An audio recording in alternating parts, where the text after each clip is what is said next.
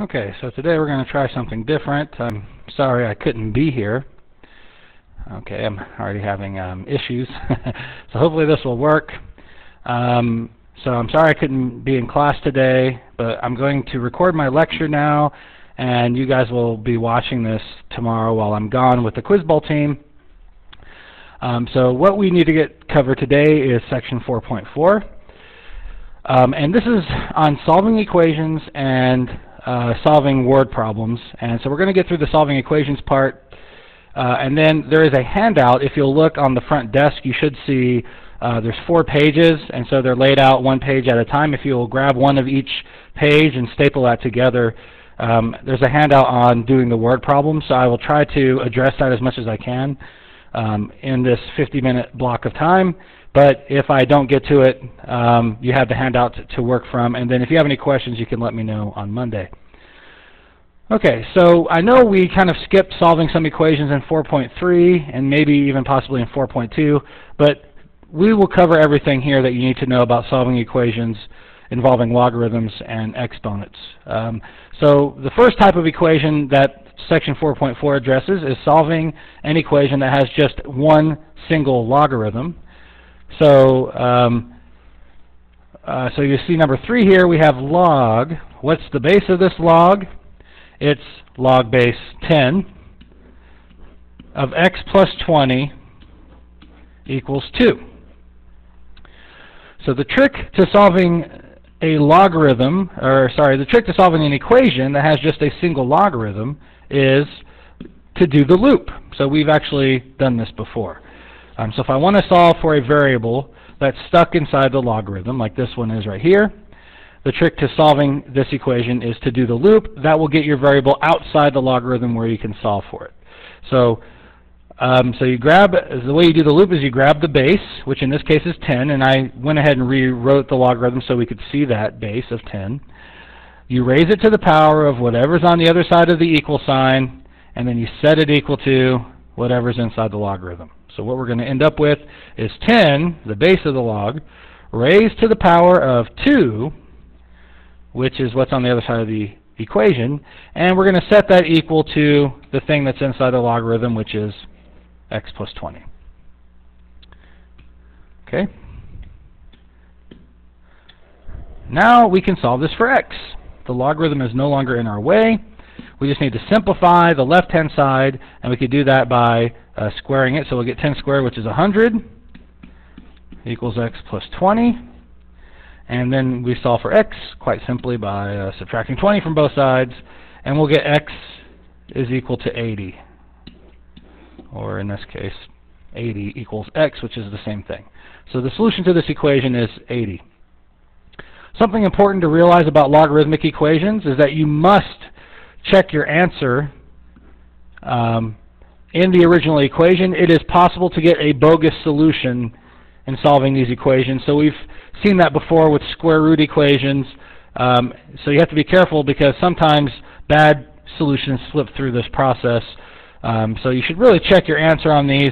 The single logarithm ones never really cause a problem. It's when you have more than one logarithm in your equation that you can get bad solutions. So we could check our answer here by plugging x back into the original equation. So we'll get log base 10 of 80 plus 20 equals 2. Right, that was the original equation. We're just plugging in 80 for x to check our answer. We'll get log base 10 of 100 equals 2. And you can plug that in your calculator if you want to, or you can figure it out just by thinking of it this way. How many powers of 10 does it take to equal 100? And the answer to that is 2. So you get 2 is equal to 2, so that solution actually works. Okay, so I'll give you a minute to think about that before I move on to the next problem. So I'll just wait just for a second. Actually, while I'm waiting, I'm going to double check to make sure that we are still being recorded. Looks like we are. All right. Okay. So I'm not going to do number 11, but let's take a look at number 5. Same thing. We have an equation that has just a single logarithm. And again, the base of this log is 10 because it's not written there, so we understand that to be log base 10 of x squared minus 15 equals 1. And we do the same thing we just did a moment ago, so we do the loop, and that's going to get this x from out of the logarithm out in the open where we can solve for it. And so the loop has us do this. We're going to take the base of the log, which is 10, raise it to the power of whatever's on the other side of the equal sign, which in this case is 1, and then set it equal to whatever's inside the logarithm, which is x squared minus 15. And all we're doing is just taking this logarithmic equation and rewriting it in exponential form. Right. 10 to the first power, so we simplify that. That's just going to be 10 equals x squared minus 15. And what we have this time is a quadratic equation.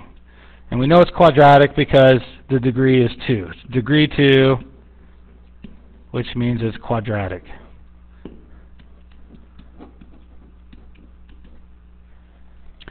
And this one's actually very easy to solve. We can actually just solve directly for x, but in other cases you might have to do it by factoring. In other cases you might have to use the quadratic formula. In this case, I'm going to go ahead and do it by factoring. So we have 3 different ways that we could actually go about solving this. But I just want to remind you of how you solve a quadratic equation by factoring. You get 0 on one side, and we do that by subtracting 10 from both sides in this case. And then you factor the other side. So we're going to get 0 equals x plus 5 times x minus 5. And then you set each factor equal to 0 and solve for x. In the interest of time, I'm just going to write the answer down. So what you will end up getting from both of these is the first one gives you negative 5 as a solution. The second one gives you positive 5 as a solution. All right, so those are our 2 solutions. X equals negative 5, x equals positive 5. Again, you need to check the answers here, both of them, to be sure that they actually solve the original equation, and in fact they do. So I'm just going to tell you that they do, but on the test, on Math Excel, you need to check these answers because it could be possible that one of them works and one of them doesn't. And the only way to know is to plug it back into the original equation and double check the answer. We will do an example here in a minute where it doesn't work out. So this time, just take my word for it. You check these answers, it works out fine. All right. Any questions? No. Okay. Well, if you had any questions, I couldn't answer them right now anyway, so I just said that out of habit. All right. So I'm going to skip number 11 because that's just sort of an unusual equation, which I think is interesting but not very typical, so you won't see anything like that on the test. What happens if you have more than one logarithm? How do you solve that type of equation? The trick here is to get the equation to the form of having just one logarithm. So I'm sorry I didn't really say that very well. You want to rewrite the equation into a single logarithm. That's the trick when there's more than one logarithm. You collapse all the logarithms down to a single logarithm, which is what we were practicing on Wednesday in section 4.3. And then once it's a single logarithm, then you can solve the equation for x by doing what we were just doing a moment ago on the previous examples. All right, so again, it's the same important notice here, but this time actually we'll have to be more careful about that. So we have log base 2 of x plus 2 plus log base 2 of x minus 2 equals 5. So the first thing we're going to do is get a single logarithm out of this equation. And once we have it as a single logarithm, then we can do the loop, and then we can solve it for x. So we had a lot of practice doing this with 4.3. We're going to rewrite this as a single logarithm. Here we're adding the logarithms together, so when I go to collapse this down to a single logarithm, which will still be base 2, just like the original logarithms, what will I do with the x plus 2 and the x minus 2 when they get placed inside of this single logarithm? I hope everybody is saying or thinking, you multiply them, right? You're going to multiply them together. So I'm going to take x plus 2 and multiply it to x minus 2. since I'm adding the logarithms together, that leads to multiplying them inside of a single logarithm. And it's still going to equal 5, so just copy that part down. Right, so now I've taken these two logarithms that were being added together, rewritten them as a single logarithm by multiplying the x plus 2 and the x minus 2 together inside of this single logarithm. And now that it's just one logarithm, I can use the same technique we were just using on the last two examples. I'm going to do the loop, so I'm going to take the base of my log, raise it to the power of the other side, set it equal to whatever's inside the logarithm. So I'm going to get 2 raised to the power of 5 equals x plus 2 times x minus 2.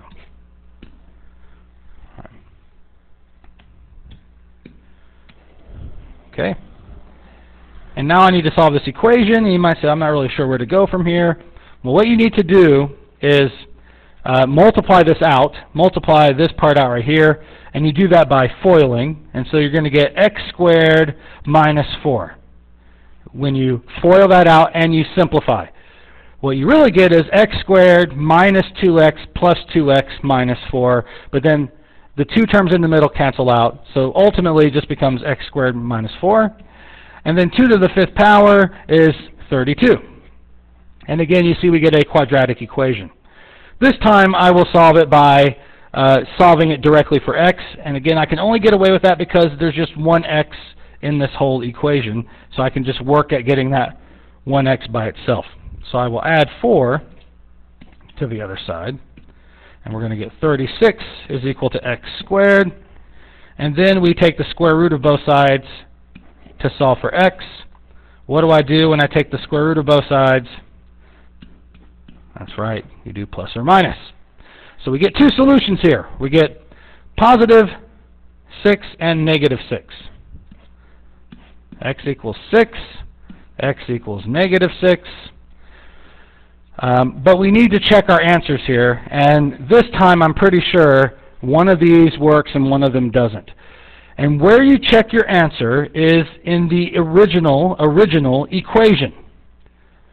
So we go back to the very top, we look at the original equation, not this one right here, not, you can't see where I'm pointing at, let me draw something, not this one right here, you don't want to check right here.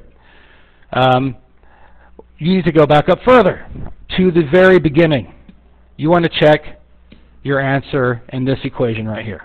That's the one we were given to solve. We want values of x that solve that equation, not the one right below it, which is very similar to it, but not exactly 100% the same. So let's bring that equation down to where we're checking our answer. So remember what that is. It's log base 2 of x, I already forgot what it was, log base 2 of x plus 2 plus log base 2 of x minus 2, and we want that to equal 5. So if we plug in 6, so we'll check x equals 6 first, we'll get log base 2 of 6 plus 2 plus log base 2 of 6 minus 2 equals 5. And you see you have your work cut out for you in simplifying and checking the answer here. So we're going to have log base 2 of 8, right, because 6 plus 2, that's just 8, plus log base 2 of 4, because 6 minus 2 is 4, and we hope that's going to equal 5, and we find that actually it does. Log base 2 of 8, you should be able to figure this out by thinking about it the right way. You could plug that into your calculator using the change of base formula that we talked about at the very end of class on Wednesday, but that hopefully won't be necessary. That's too much time. We could just figure it out by thinking of it. How many powers of 2 does it take to equal 8? The answer is 3.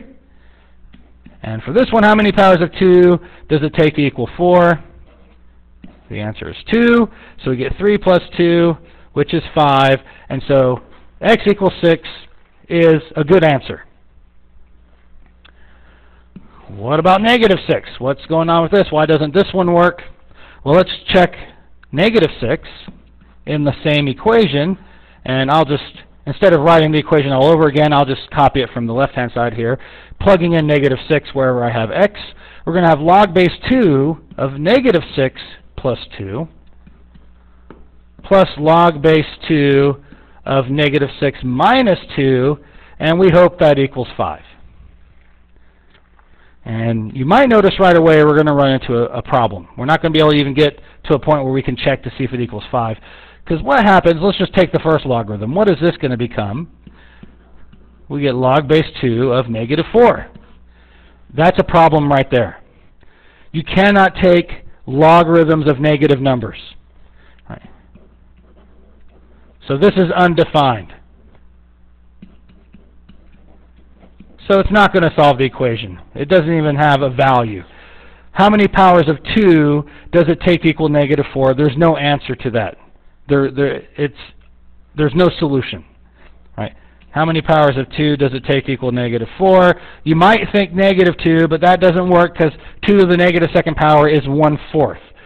So there's no solution to this. This is undefined because we're asked to take the logarithm of a negative number. And it doesn't matter what the base is, you can never take the logarithm of a negative number. We run into the same issue with the second logarithm, by the way, but that doesn't matter. If you find one where this happens, the whole equation is ruined.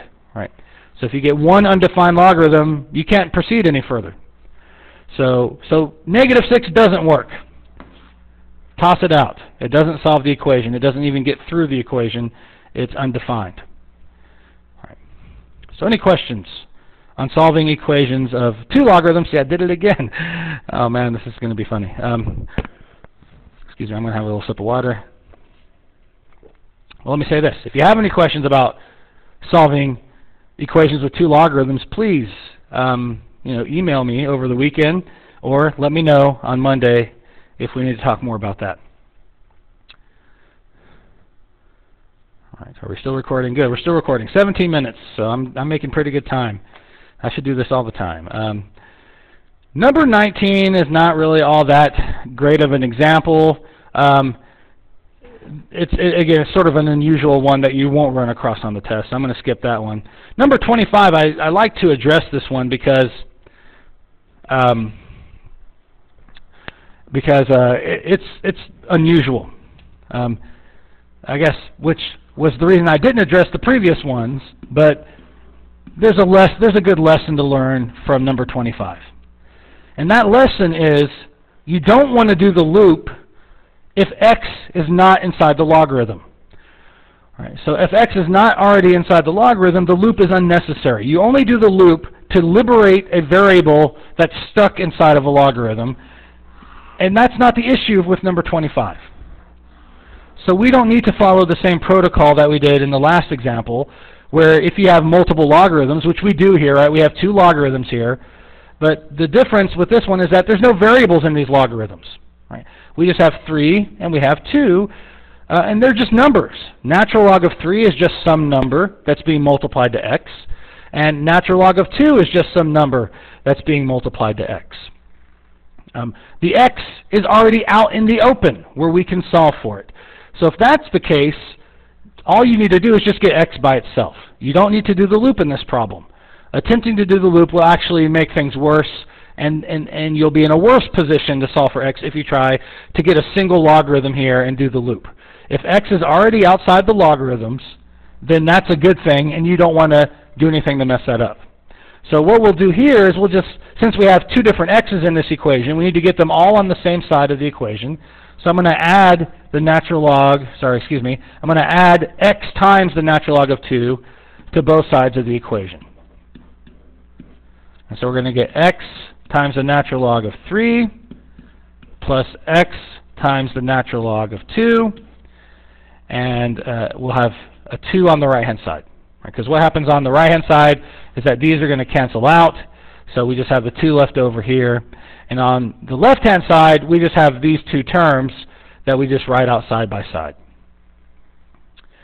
Now, normally what I would do in a case like this, if I'm solving this equation, which actually is linear, right? X is to the first power in both places here, so it's not quadratic or anything crazy like that, is I would just combine like terms.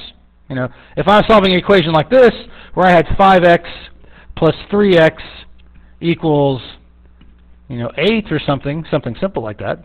How would you solve this equation for x? You would combine like terms. You would say, okay, 5x plus 3x, that's 8x. And then you would proceed from there. Right.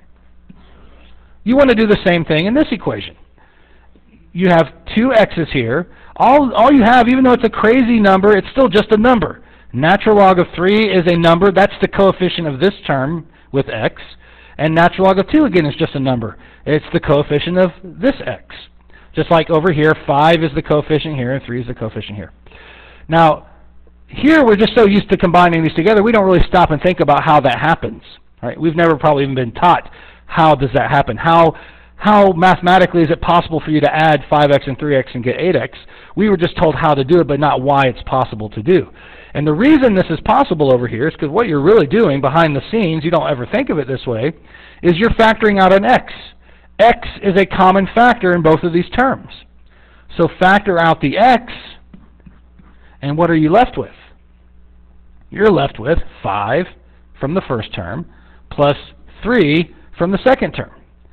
And of course we know 5 plus 3 is equal to 8. So with x out of the picture, then it's then it's obvious. 5 plus 3 is 8.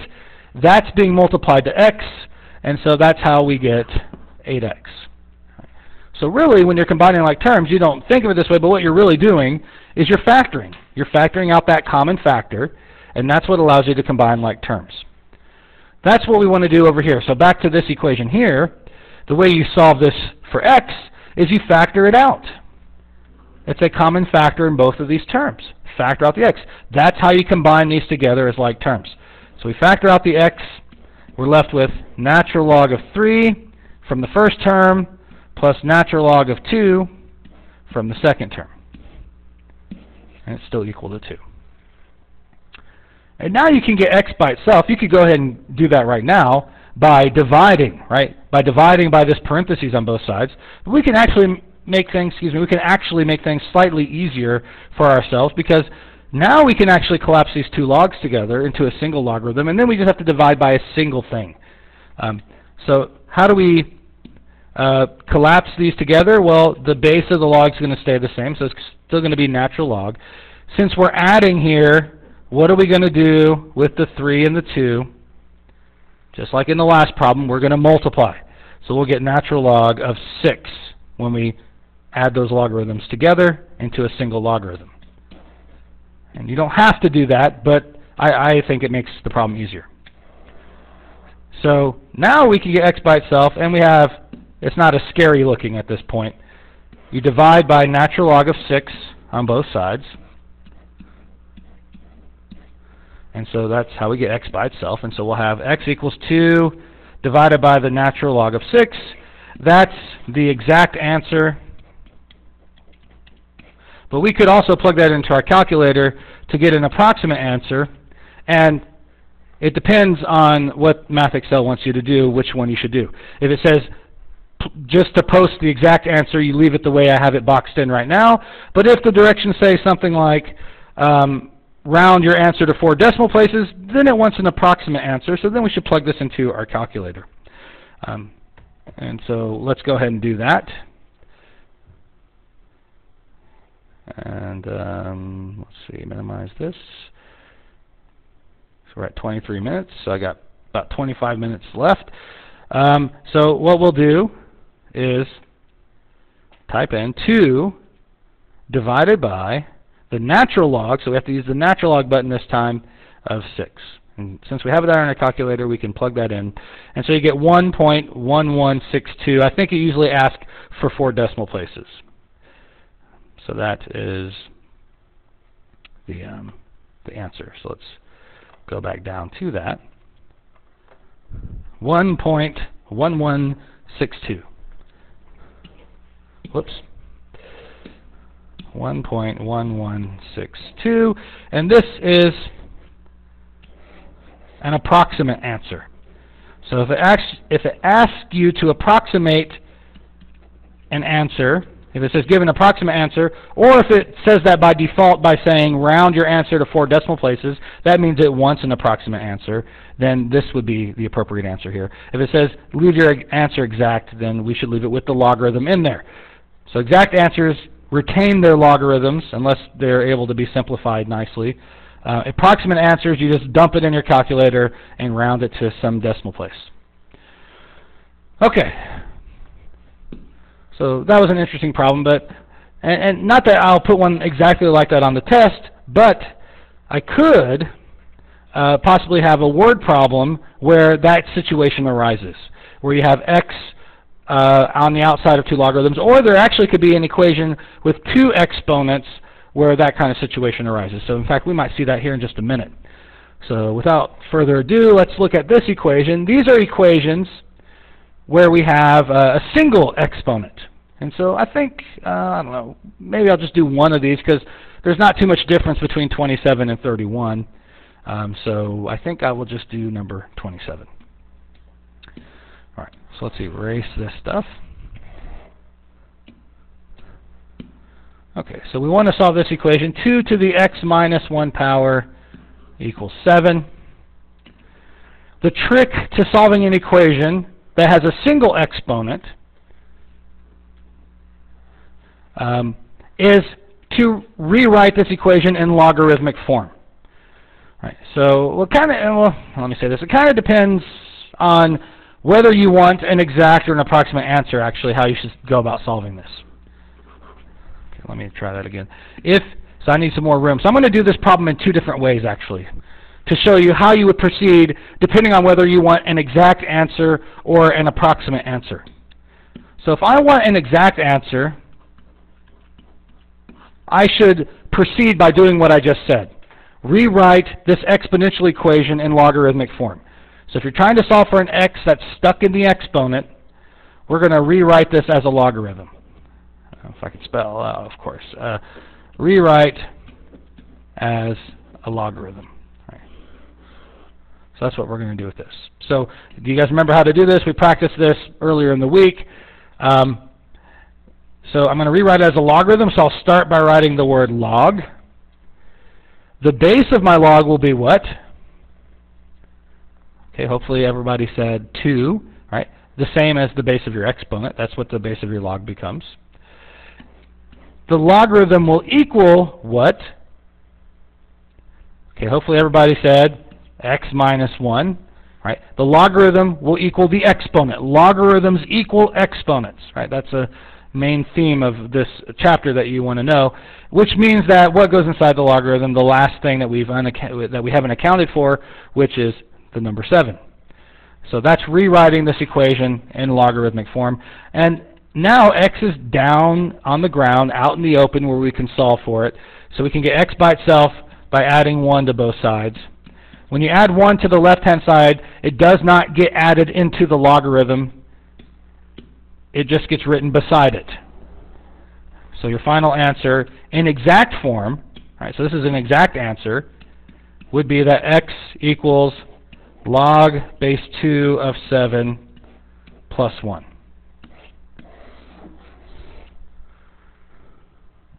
Right, so I'll just sneak the 1 right there behind the logarithm. Right. Okay, so that's an exact answer. So if Math Excel, or if my test next week says solve this exponential equation, give exact answer only, this is what I would like to see. This would be an exact answer. If you want an approximate answer, you could actually take this exact answer, do the change of base formula on this logarithm, change it to base 10, and then you could plug it in your calculator and get an approximate answer. And that would be one way of getting an approximate answer, is to get the exact answer first, do change of base to any logarithms you have, and then you could get an approximate answer. However, if I know ahead of time that I'm going to want an approximate answer, I can actually solve this equation in a different way, so I don't have to do the change of base formula, and that way I can save myself maybe some time. So if I know ahead of time I want an approximate answer, here's another way to solve this equation. But you would only really want to do this if you plan on plugging things into your calculator to get an approximate answer. So what you can do is take this equation, which is kind of off the screen right now. Let me scroll back up. So I just rewrote it over here. And another thing I can do to solve for x, to get it down out in the open where I can solve for it, is to have any logarithm in front or being applied to the left-hand side, because if I apply a logarithm to the left-hand side, that allows me to take my exponent, multiply it down in front using the power rule that we talked about in 4.3. I can bring this exponent here, multiply it down in front if there's a logarithm written in front of this.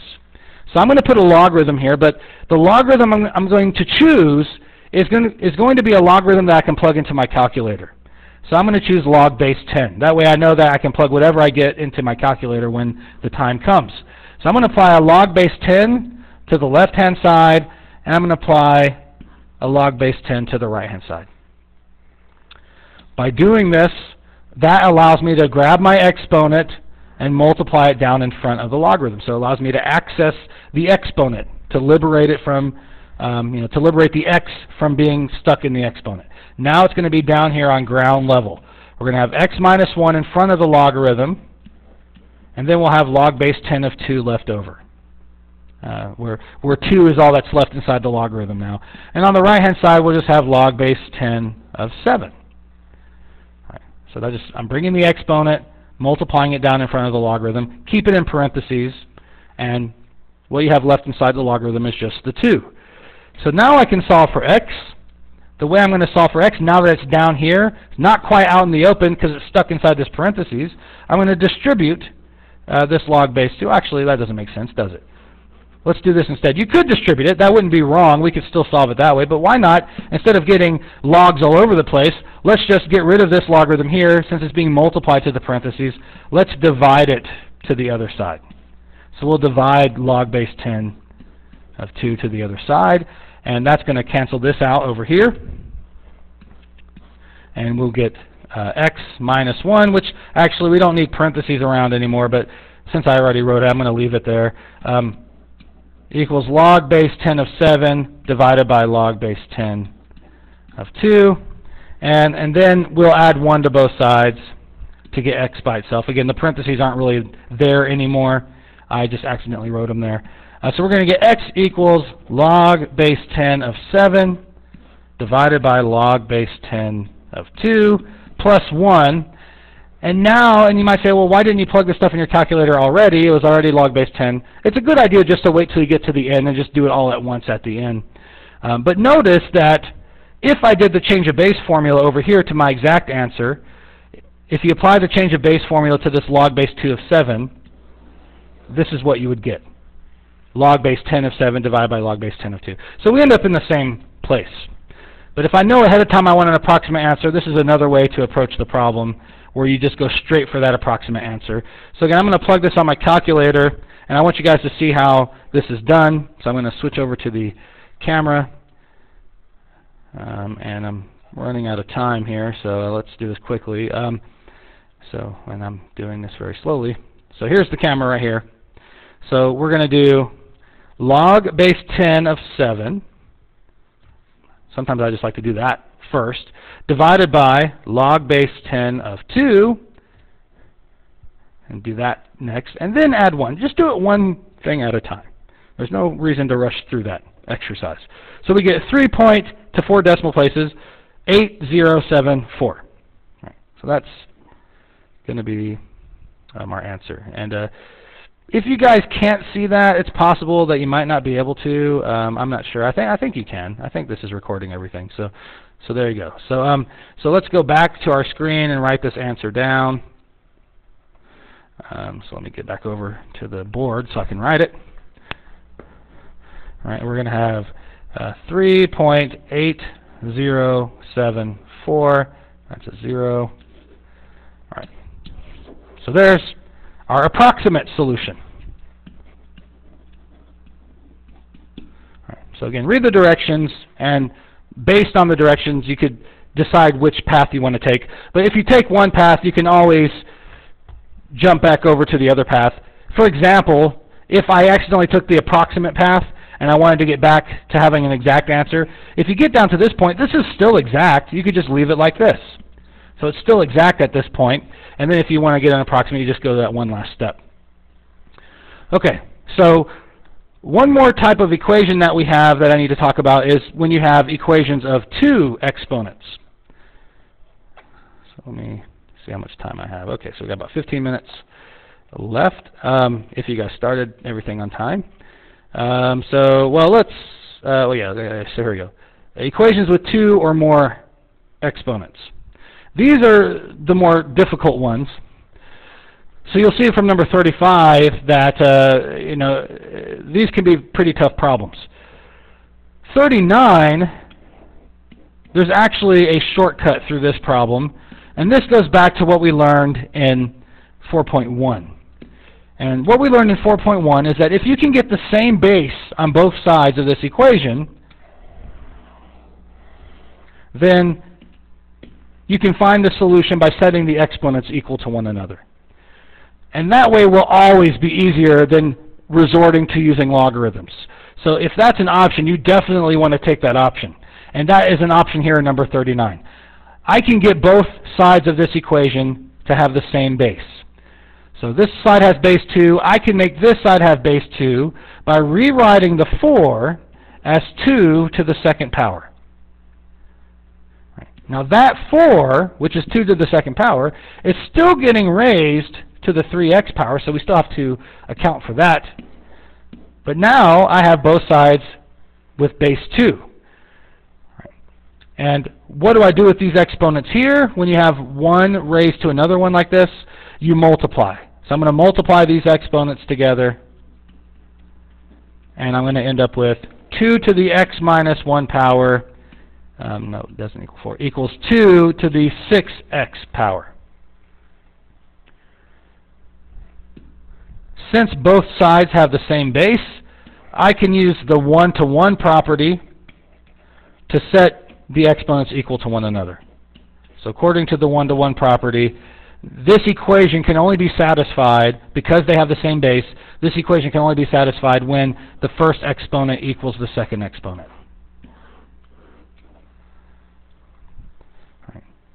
And so that's a nice shortcut. This saves you a lot of time and a lot of frustration, because doing it the other way is much more difficult. So we subtract x from both sides to solve for x. We're going to get all the x's to the right-hand side, and then to get x by itself, we divide by 5 on both sides, and we will get that x is equal to negative 1/5.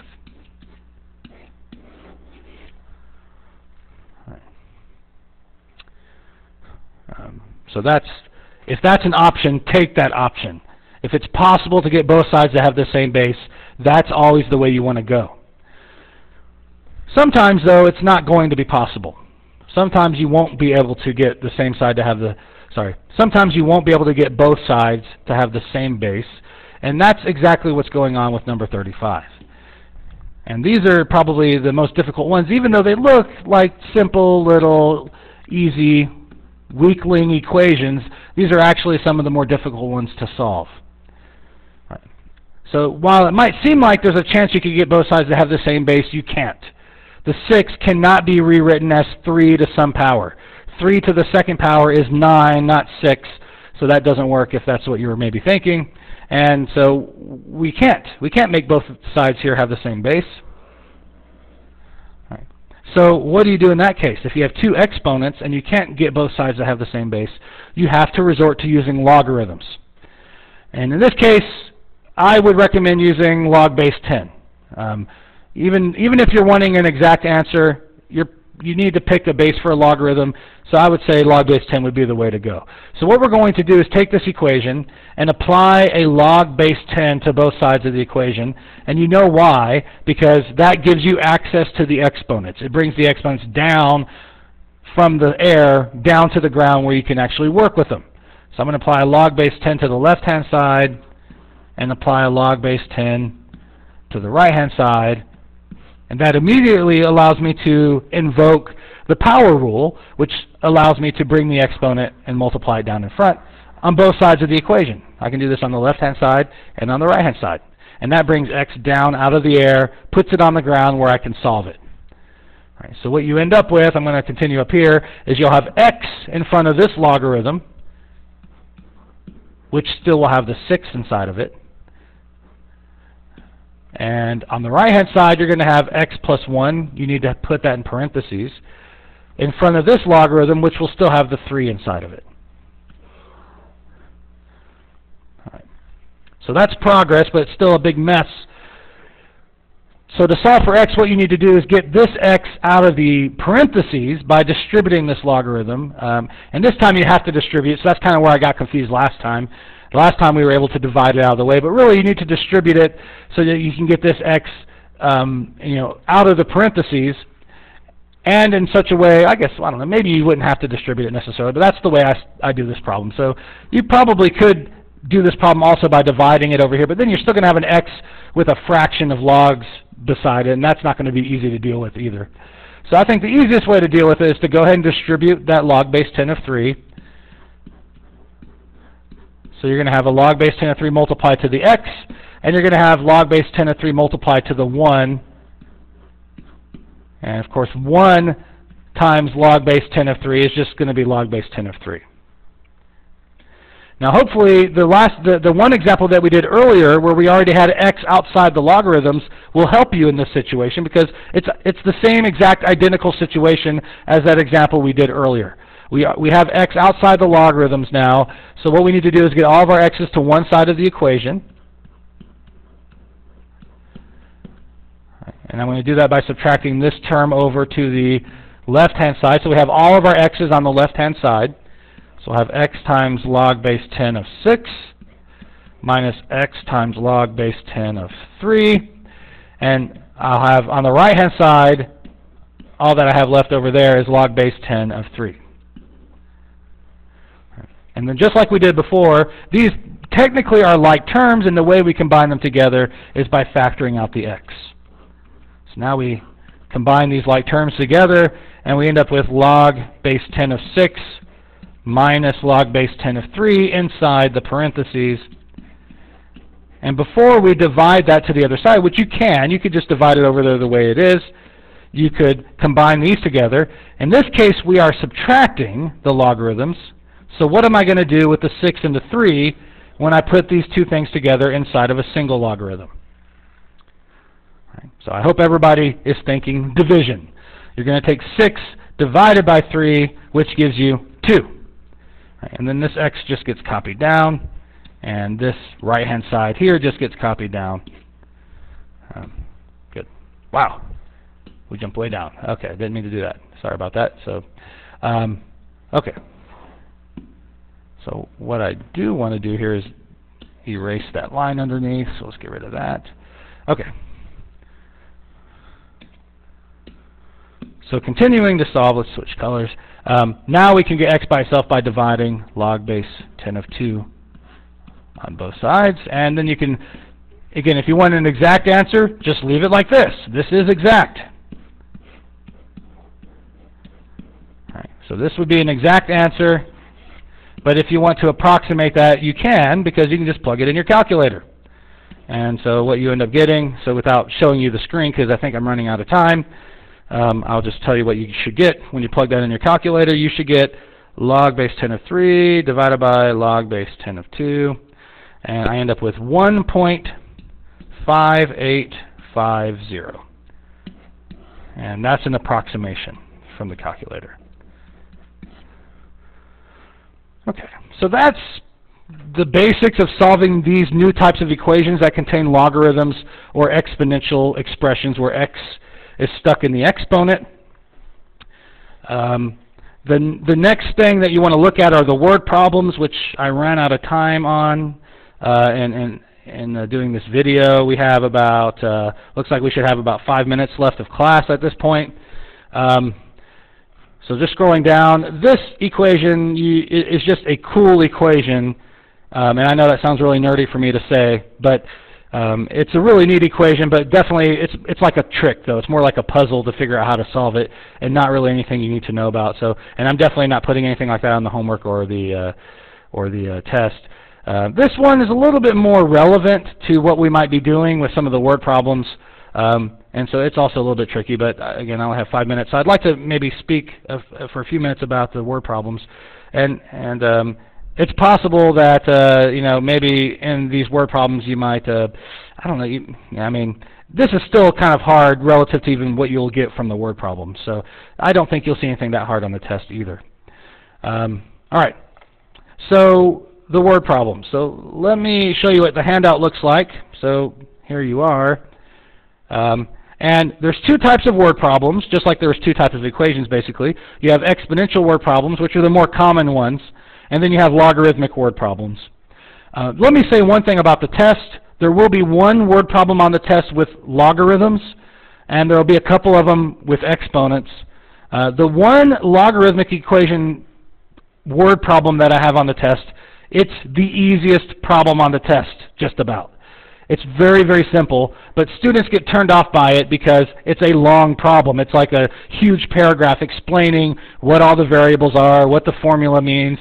But if you really read through it, it's a simple matter of taking the formula that I give you, plugging the numbers into the right place, and just simplifying. It's a very easy word problem, so don't be intimidated by the length of it, by how long of a word problem it is. It's a very easy word problem to do. You just got to read through it, figure out where to plug the numbers in, and you get the answer, and it's very easy to do.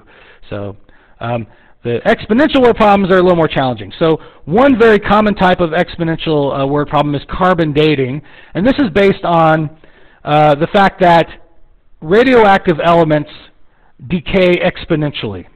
And what that means is that initially you might have a lot of decay, but it sort of tapers off over time. So if you have a certain amount that you're starting with, the initial amount of decay might be quite rapid, but it slows down over time. And so I guess that's the best way I can think to describe it. But the formula for it is given by what you see on the screen here and what you see on your paper. A equals A sub 0 e to the RT. And again, you see E here playing an important role, and it plays an important role in every one of these word problems. This is the natural number. All right. R is the decay rate, so how fast your radioactive element decays. T is the time. A sub 0, which is also called A naught, is the initial amount that you're starting off with. And A is the final amount. And so really what it comes down to is if you want to know how much you're going to have left after a certain amount of time, you just plug numbers onto the right-hand side for A sub 0, R, and T, and you'll get your answer. That would be the easy kind of problem. This one's a little more challenging because it wants to know how long. So you're going to end up solving for T, which is in the exponent. So to solve for T, you have to use logarithms to do that. So read through this document because I'm not going to have time to do that right now. And on Monday, I'd be more than happy to fill in some of the details because this document doesn't have all the details of what you have to do to solve these equations. It kind of leaves those details out for you to fill in. But it does explain how to do these word problems. You just have to fill in the details of how the equations need to be solved. So, so please read through this over the weekend, and we can discuss it briefly on Monday before we look at 5.2. Also remember, 5.1 is a section that you want to do on your own. These notes, I'm going to save them and post them online on the MyDC3 web, just like I normally do. And this video, if it's not too big of a file size, I will try to post it on YouTube. So we'll just have to wait and see how big it is. So have a good weekend, and I'm sorry I couldn't be in class again, and thank you for staying and watching this video. Make sure you sign the roll sheet before you leave, and make sure you get your word problem handout. And let me see where I'm at right now. So that gives me about 1 minute to spare. So I'm going to go ahead and end here, and hope you guys have a good weekend.